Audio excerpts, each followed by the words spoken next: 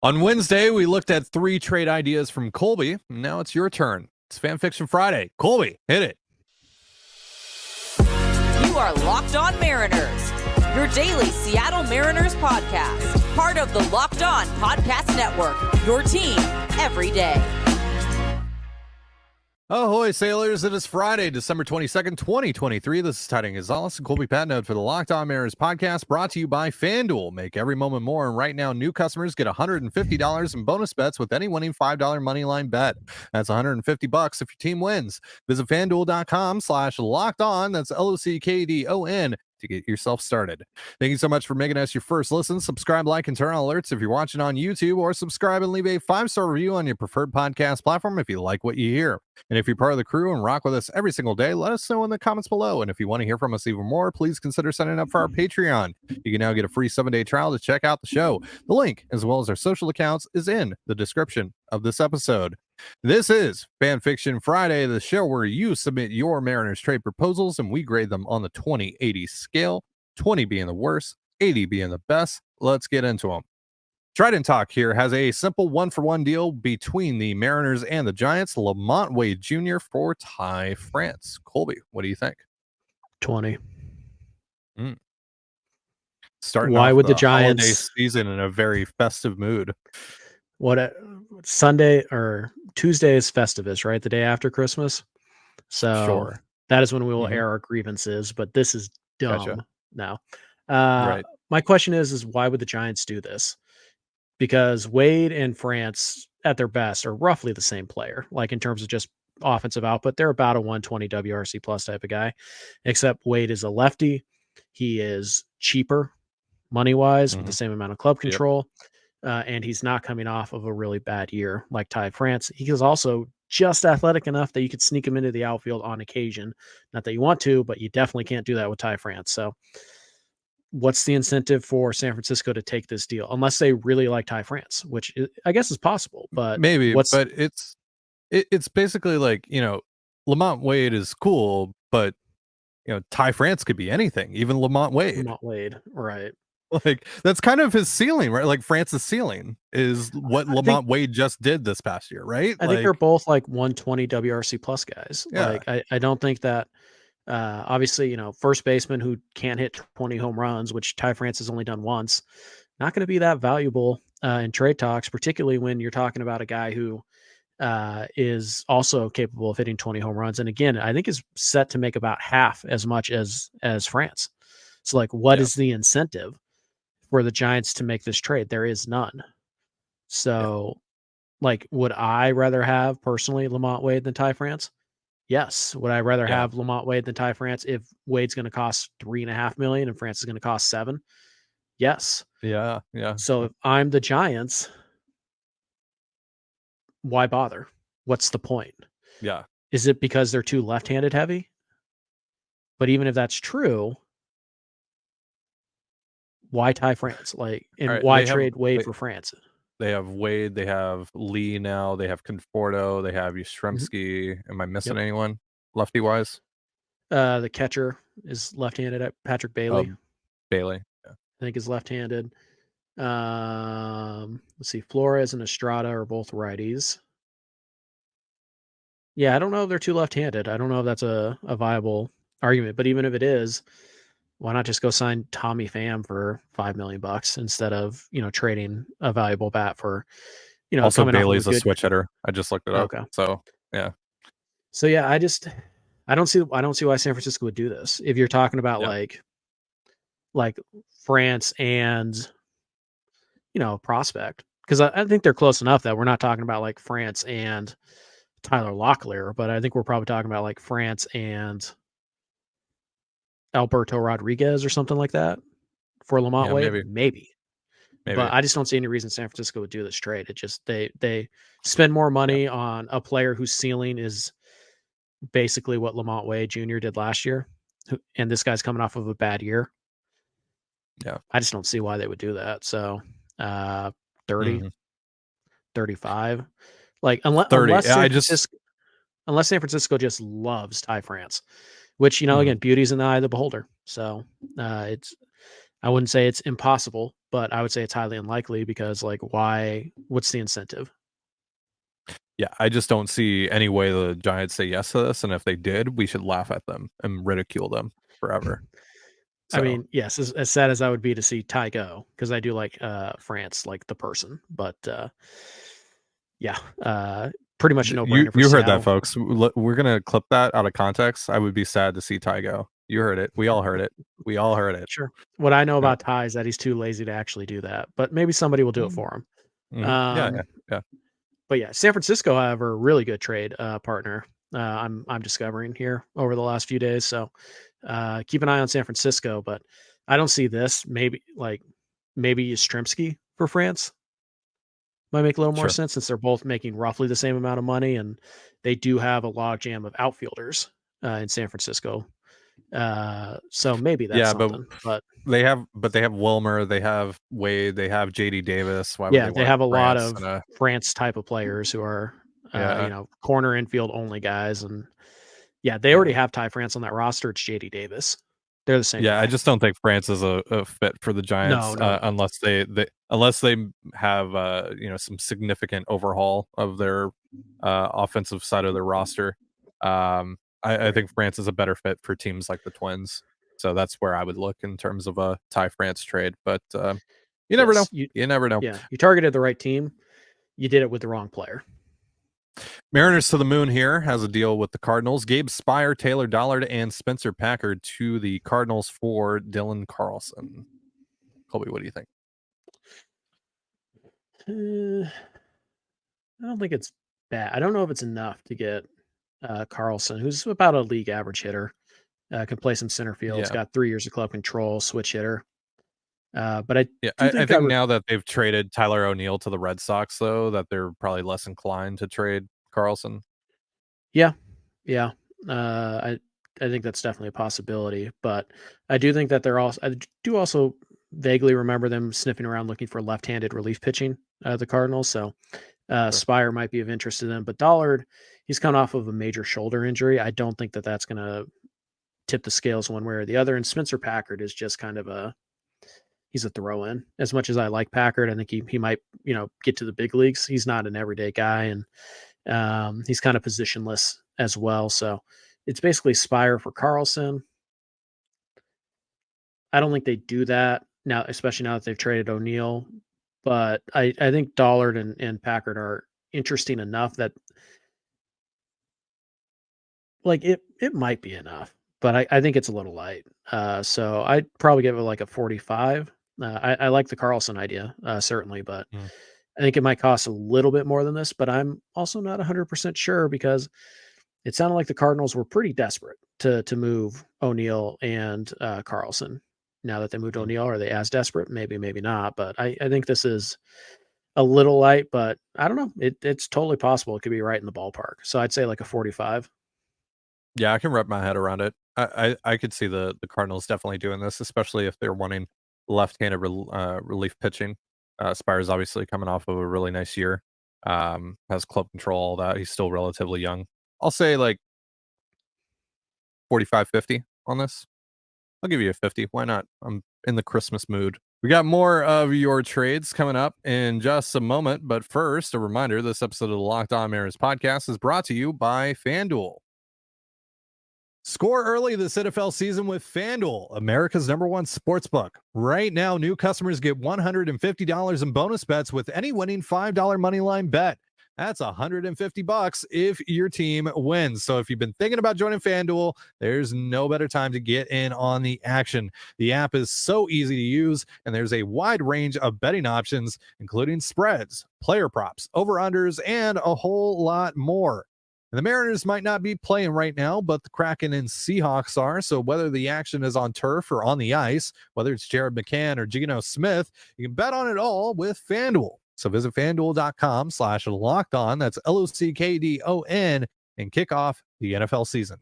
FanDuel, official partner of the National Football League. And you're listening to the Locked On Mariners podcast. Thank you again for making us your first listen here on Fan Fiction Friday. And as a reminder, Locked On has launched the first ever national sports 24/7 streaming channel on YouTube. Locked On Sports Today is here for you 24/7, covering the top sports stories of the day with the local experts of Locked On, plus our national shows covering every league. Go to Locked On Sports Today on YouTube and subscribe to the first ever national sports 24/7 streaming channel, part of the Locked On Podcast Network, your team every day. And this is going to be our last show before Christmas. So if you celebrate Christmas, Merry Christmas to you and yours. And if you don't, happy weekend. Hope you enjoy your weekend. We'll be back on Tuesday, I believe. I don't think we're going to be recording on Christmas, so we'll see you guys again on Tuesday.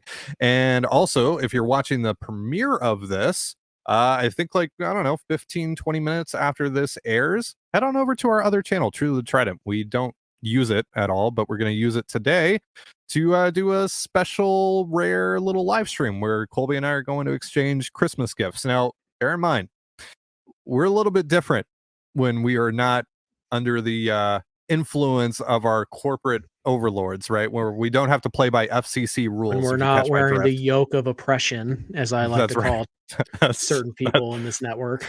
Right. Sure. Yeah. You know who you are.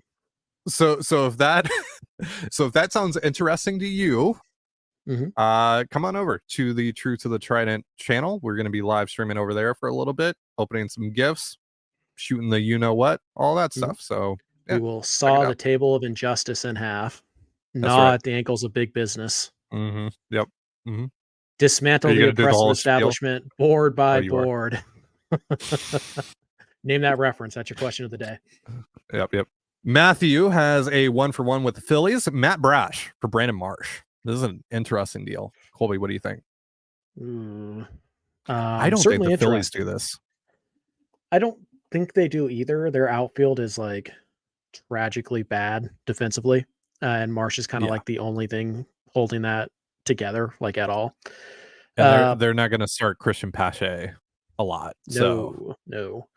So I don't think they do this. I think it is 4 years of Marsh, or I think 4 years of Brash. Brash, I'm not quite sure if he got a full year in or not. But I mean, Marsh is certainly interesting. He's going to be, or he just turned 26, so that checks.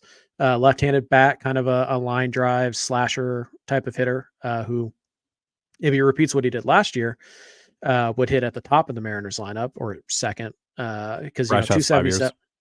Yeah, so but it's 277, 372, 458 last year, 125 WRC plus. He was a 3.5 win player.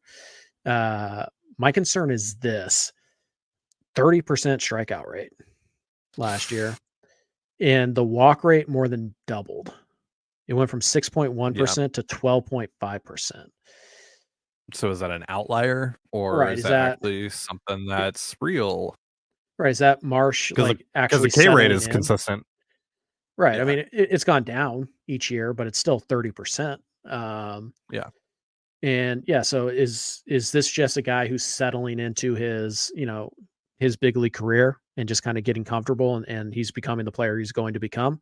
Or is the 12.5% walk rate just not something he can repeat? Because if he can't, if you look at what he did the year prior, it was 295 on base. That's not going to play because he is not a plus glove defensively. He's a good glove. He's a good base runner. Not going to hit a ton of home runs, not going to steal a ton of bags. So he kind of has to walk 9, 10, 11% of the time to put up, really good OBPs. And that's kind of what his carrying tool is. Hit doubles, draw walks, get on base. He's a hit tool over power guy. And he's probably better suited for left field, which is fine for Seattle because they have the center fielder. Is it worth Matt Brash? Yeah, I could see this being a situation where both teams say no. I could also see it being a situation where both teams say yes.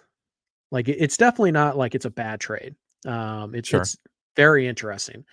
But if you're Seattle, how do you replace Brash without spending tons of money that you probably don't have? If you're Philadelphia, how do you catch a fly ball with, Kyle Schwarber and Nick Castellanos and Jock Peterson? if you trade Marsh, Castellanos is getting time in center field. Like, I guess you could go get somebody else, but Are like, they actually going to sign Jock Peterson? That would be hilarious. I think they already did. No, they didn't. Oh, I thought that was done. Okay. Nah. But that would be hilarious if they did sign him. It would. So, yeah, I don't know if they do this deal. I don't know if either side does this deal because it's kind of hard to replace it. It would be harder for the Mariners to replace Brash, as weird as that sounds, than it would be for the Phillies to replace Marsh, because the Phillies we know are going to spend money, and they could go get Kevin Kiermaier, or they could go get Michael A. Taylor and kind of replace his defense that way. And their run prevention would still go up because they would add Matt Brash to their bullpen, which is already pretty good. So, yeah, I don't think either team says yes to this, but it's certainly interesting. It's a good one. We don't get many like really solid, just 1-for-1s that are this good. Yeah. So just because it's unique, especially at this high of a level too, because we're talking about like Brandon Marsh is coming off of basically a 4-1 season. Matt Brash was one of the best relievers in baseball this past year. Like, this is essentially talking about an all-star for all-star trade. Yeah, this is a high level trade right here that you're talking about. So considering and it makes that, some sense. Yeah, considering that it makes sense, considering it's, a player we haven't talked about much. It's creative yet straightforward. I'm going to give this one a 60. I don't know. I don't think it would happen. But like it's a legitimately good idea. So I'll give it a 60. Yeah, I'll go 60 as well. That's actually where I was. I thought you were going to go like 55 and that I was going to wow you with the 60, but no, you beat me to the punch. You beat me to the punch. Good one. Yeah. So I'll go 60. I have concerns about Marsh, and I'm a bit hesitant to pull the trigger on this personally, especially because of like, how am I going to address the bullpen? And are the Mariners actually going to spend the money that it would take to essentially properly replace Brash in the bullpen? I doubt that. So, like, this would put a lot of pressure on the Mariners, because like they already have to basically find that Paul Sewald type. Now you also have to essentially replace Matt Brash's production on top of that, and you're going to most likely have to do that from within.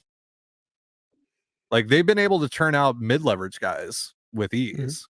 High leverage guys, though, I mean, Andres Munoz, Matt Brash, obviously, Paul Sewald, yeah, definitely. But can they do that twice in the same year? I don't know. Prolander Baroa and whatever the name of the guy they got in the Geno trade, because I can never remember it for some reason. Carlos Vargas.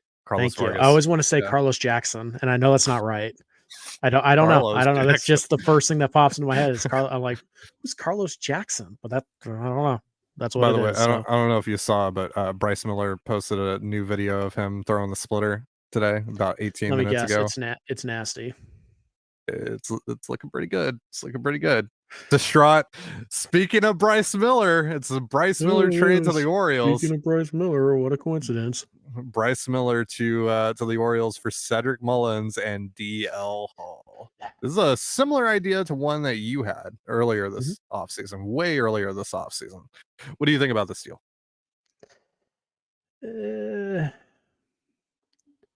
I like Cedric Mullins, the player. I was at the game where he became the best player on the planet for like 30 minutes. And I was sitting in, right center field. So like I had a pretty darn good seat to watch it. I like the player overall, though, just in general.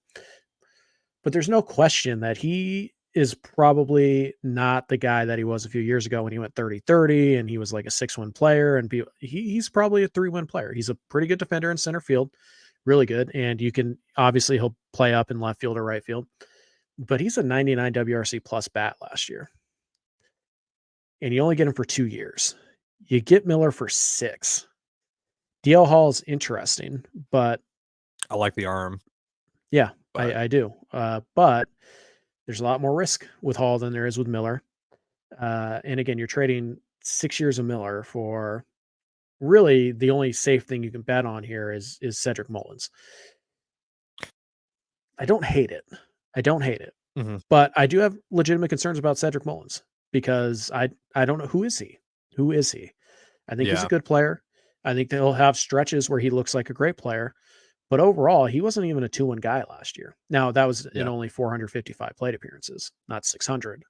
But that's like a 2.5 win player. So I don't know. I am struggling a little bit on how to value because he missed 45 games last year. The strikeout rate went up by 4% Yeah. in one season. The walk rate went up too, but a 305 on like 233, 305, 416. Yeah. That's Yeah. tough to give up Bryce Miller for. Yeah, I've been thinking about this since I saw the trade in our Twitter mentions, and like there's definitely upside here with Mullins Mhm. because I'm not super sold that 2021 is just an outlier. I think he has the potential to do something like that again. He But was okay in if I had to, 2022. yeah, he was still like almost a 4-win player, I think, in 2022. So I 108 think he was WRC plus. Yeah, I think 3.6. yeah, it was 3.6. Yeah. But if I had to bet money on it, I'd say he's probably closer to like a 100 WRC plus guy than he is to like a 130. And what I really need here is the bat. Obviously, Yeah. defense is great, but I need offensive production, especially if I'm It's trading Bryce Miller. And I right. just don't. And look, I like DL Hall a lot, but he's probably better suited for the bullpen. And I think he has the potential to be a very, very good reliever. But is that worth Bryce Miller? Does that make up the difference of the lack of club control years between Mullins and Yeah. Miller? For me, no. I mean, maybe if I'm also getting like Mountcastle or Hayes or Yeah, Santander, or like I'm yeah, getting a second major league bat in this deal, yeah. maybe, but I can't trust Mullins to be what I need him to be at the plate to justify pulling the trigger on this deal. Again, if it's Mullins and like even if it's Mullins and like Colton Cowser, right, or somebody like that, maybe I consider it. I'm more likely to consider it. But I just Hall doesn't do enough for me to take the risk that I'm trading 6 years of a guy who's pretty much already shown uh, mid Yeah. rotation floor. Like 6 years of that guy for 2 years of a guy who I hope is closer to a 115 WRC plus bat than the 99 he was this year. That's a tough risk. It's a risk, and I don't know if I'm willing to take it. So Agreed. Yeah. So I'm gonna go. 45, 50, like it's not bad, but I'm gonna go 40. I'm gonna go 40. I'm gonna go okay. 40 because I wouldn't do it. I wouldn't do it. Yeah. Just thinking about it more and now talking it out, I feel even more firm on that. I wouldn't do it. It's not enough for me to trade Miller.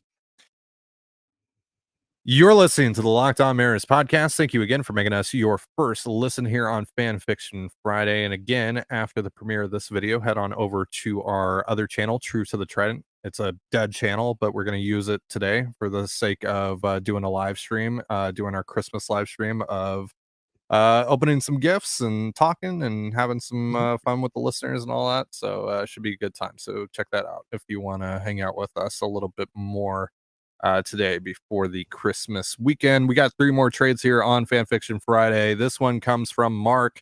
It's a Rockies deal, and the Rockies, folks, of course, are one of 2 teams Jerry Dipoto has still not traded with during his Mariners tenure. So this would be breaking new ground if Mark's trade came true. It's Nolan Jones and Brennan Rodgers from the Rockies for Bryce Miller and Gabriel Gonzalez. Colby. Brendan Rodgers is a guy who's been really interesting for a long time, but he's never put up a league average season, Right. like at the plate. I like how Like, I like that that's where you started with this with Brendan Rodgers. well, no, like I'm getting and Nolan Jones, like he had a very nice year last year, no doubt about Yeah. that. I wonder how repeatable it is. Mm. And a You lot of think that is he's a just Coors because merchant? I don't know if he is or not because I didn't watch I didn't spoiler alert, I didn't watch the Rockies last year. I didn't really see the reason Right. to. Right. So I'm Right. only looking at numbers here and like I said, I like Nolan Jones. I think he's, pretty good. I don't know if he fits in Seattle. I know he has played third, but they moved him to the outfield and I don't know if he's quite athletic enough to do that. Seems to be a good player, really does, but I'm getting Bryce Miller. Like, I trust Bryce Miller. I feel like I know who Bryce Miller is. I don't know enough about Jones to feel good about making that swap. And then I'm also giving up Gabriel Gonzalez, who, while I'm not high on, I still think that is a bit of an overpay for somebody like Rogers, because like I said, Rogers hasn't done anything really at the plate. So for me, if it's Miller for Jones, like, I could wrap my head around that. Sure. But Mhm. I think at that point, I'd rather just keep Gabriel Gonzalez and then go try and trade him for the pitcher I now need to replace Bryce Miller. So I'm a little on the fence about this. I don't like the inclusion. If it was just Jones for Miller straight up, I think that's a solid 50, maybe 55, because again, new player that we haven't talked a lot about, pretty straightforward deal. I think the Rockies definitely need some pitching. They always Mhm. do, but and kind of a team that we haven't talked about. So it kind of hits all those checkpoints, but I don't, the Rogers the Rogers and Gonzalez thing kind of throws me. I just don't have a lot of interest in Brendan Rodgers anymore. It's kind of like Ryan McMahon, right? You're like, okay, maybe this is the year he breaks out. And then every year it's 95 WRC plus. And you're just like, not that exciting. So Mhm. So Jones was actually better away from Coors this past year. 148 WRC plus to a 121 at home. Park Factors actually has him hitting for 5 more home runs at T-Mobile Park than he did this year. 25 home interesting. runs at T-Mobile compared to 20.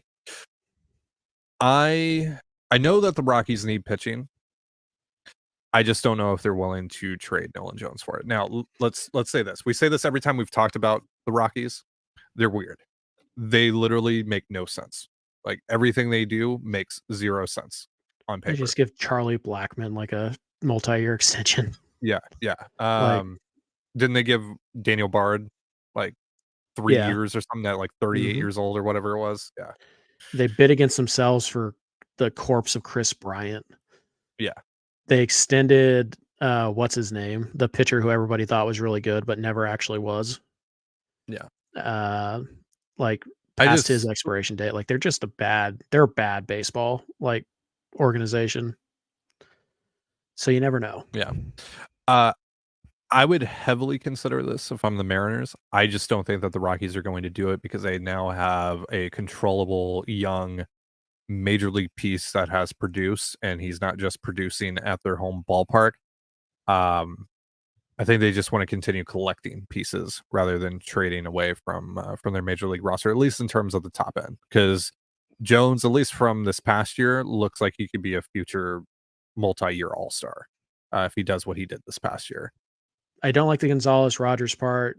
Jones for Miller is certainly interesting, although I think Colorado probably says no. Yeah, So I'm gonna give it a solid 50. It's not bad. I'll give it a 50. Yeah. I'll give it a 50. Yeah, Solid. I like Jones a lot, and I would definitely consider this if I were Seattle, but Mhm. I just don't think it would happen. All right, next trade here from Alex. It's a 3-team boy. deal. This one's complicated. Mariners, Mets, and Twins. Mariners receive Royce Lewis, Max Kepler, and Jeff McNeil. Mets receive Jorge Polanco and Justin Topa. Twins receive Bryce Miller, Ty France, and Alex Ramirez. All right, we have one more trade to go over, so I don't want to spend too much time on this, and we're already kind of over time, but what do you think? No. What is the Mets' purpose in this deal? Because I feel like the To get Twins, McNeil. yeah, I feel like, yeah, no, I feel like that's their only purpose, right? We talked about this last Fan Fiction Friday. The problem with a lot of these 3-team deals that we get is like, why is this third team actually here? Like, what Right. is the practicality of?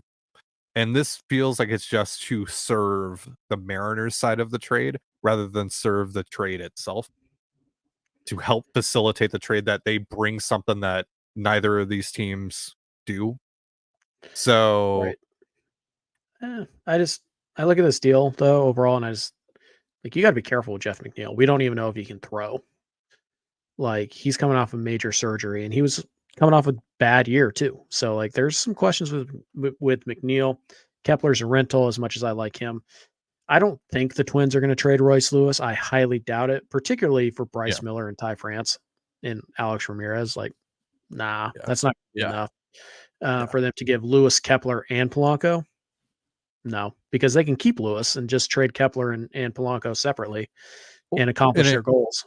And again, if the Mariners want Royce Lewis and Max Kepler and all that stuff, if like these two teams actually want to make that deal, essentially, they can. Alex Ramirez and Jeff McNeil don't need to be a part of it. Like they can just make this deal on their own. The Twins of the Mariners. So again, I just don't really see what the purpose of the Mets is here, except for the fact that the Mariners also get Jeff McNeil. Or I guess part of the motivation here is that we know that the Twins really want to get rid of Polanco and Kepler because they're cutting payroll this year. And well, the Mariners probably aren't willing to take on the salary of Kepler and Polanco. The Mets are rich. Sure. Like they might be willing to take on that money, but are they going to go from McNeil to Polanco just to get Topa while also having to give up Ramirez? Probably not. So I think this whole thing, honestly, though, I think it falls apart with Royce Lewis. I just don't see any way the Twins are actually going to trade Royce Lewis. Be great if they did. I just don't see it. So yeah, I mean, if I could give up Bryce Miller, Ty France, and Justin Topa and get Lewis, Kepler, and McNeil or Polanco even, like in a heartbeat. I'm doing backflips. Yeah, I just don't see it. I think this is a little bit of wishful thinking. So, mixing in the fact that it's a 3-team deal and all that, valuation is probably a little light for the Mariners to get probably the most valuable player. I mean, Lewis has questions, mostly health, but you give this one like a 40. I think it needs work. Yeah. Well, also, the whole the Mets have money, so that's why they're here is to take on Polanco. That doesn't really make sense because I think McNeil's making like the same amount of money this year. Yeah, he is. He's making he's making 10.2 million. So that doesn't even really work from that aspect. Yeah. So you just if you don't want McNeil, or if you want McNeil, then just go make a separate trade for him, because whether you get McNeil or Polanco, you're paying the same amount in this trade. So yeah. Like I said, I would be really happy if the Mariners could find a way to walk out of this offseason with Royce Lewis and with Royce Lewis and Max Kepler and a third bat in the mold of Polanco. I would be very happy, even if it costs very, me very Miller. happy. Yeah. I just don't think it's likely, I would say. Yeah. No. It's fun. No. I don't think it's likely. Yeah, there's a lot of holes here. It's like I'll give you, it's creative. It's interesting, but there's just so many holes here. So I'm still gonna give it like a 40 at most, but I'm leaning towards a 35. But I'll say 40. I'll go strong 40 at least. Okay. All right, last trade of the day comes from Mark, Emerson Hancock, Sam Haggerty, and Tyler Locklear for Davis Schneider and Tim Meza for the Blue Jays. Davis Not Schneider, interested. The mustache. Not interested in the mustache? No, I'm not interested in paying high for basically the Blue Jays Jose Caballero. No thanks. I'm good. Tim Meza's fine. He was better than for like 6 weeks. Who cares? I don't think he ever stopped though. But here's the deal: that guy's like 27 years old. I'm supposed to give up a package that could. He's 24. He's 24. Whatever. I'm this guy. Like I'm not buying this guy. This guy was a nobody, right? Coming up from the system, he comes up, he plays well for 6 weeks, and I'm supposed to give up a package that I can use to go get like a guy who's been good for half a decade. Like, no, I'm not doing that. Tim Meza, good reliever, fine, whatever. I'm not doing backflips over Tim Meza, so no, I'm not interested in this. Like if I'm trading Locklear, if I'm trading Hancock, who by the way is still unfortunately really important to me right now because of where my pitching my depth is. No, I'm not doing this.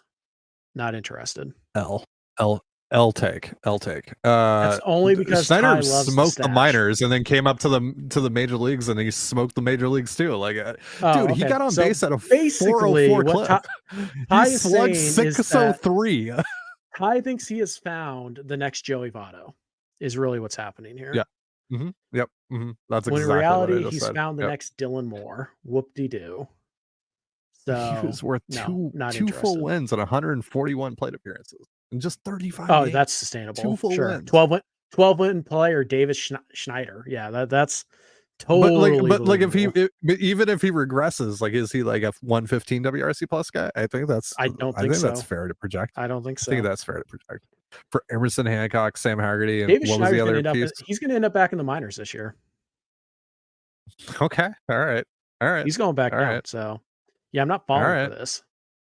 It No. was Locklear, Haggerty, and Hancock. I don't care about it. I would do That's this. because I don't think the that's Blue because you're a Jays do this simp for though. the stash. Right. So Right. we Right. got to go. So 35. Ty, you give it your 55, and it'll be our most polarizing like trade grade I'll thing say we've ever I'll, done. I'll say 45 because I like it, but the Blue Jays would probably say no. So They'd be stupid if they did. Tyler Locklear is Paul Goldschmidt. We've been over this. Right. He's Pete Alonso. He's Paul Goldschmidt. He's all of them in one. Yeah. Albert Pujols, maybe. And Davis Schneider is apparently just Jose Caballero. He's Dylan Moore. Right. He's fine. Whatever. All right. Ty's over here talking about like, oh look, I just found the next Joey Votto. Yep. Mr. 300, 400, 500 with a 12 F4 season in his future. Yep. It was actually 300, 400, 600. Yeah, and because he only got 150 plate appearances, well, you multiply that by 4. Oh yeah, he's an 8.5 win player. He's better than Julio. There you go. Yep. All right. So that's going to do it for our show. Again, Merry Christmas to you if you celebrate. If not, hope you enjoy your weekend. Be sure to check us out on the live stream. If you're watching the premiere right now, head on over to the True to the Triton channel. I'll have the link in the description of this episode, so you can just click that. It'll take you right to the live stream. Thank you so much for joining us here on the Locked On Mariners podcast. For Colby Badnote, I'm Ty Gonzalez. Be sure to give us a follow on Twitter at LO_Mariners. You can follow me at Ty Gonzalez and Colby at CPAT11. That's CPAT11. You can also find all that stuff in the description of this episode. Thank you again for making us your first listen. Have yourself a beautiful baseball day, and we'll see you next time. Peace.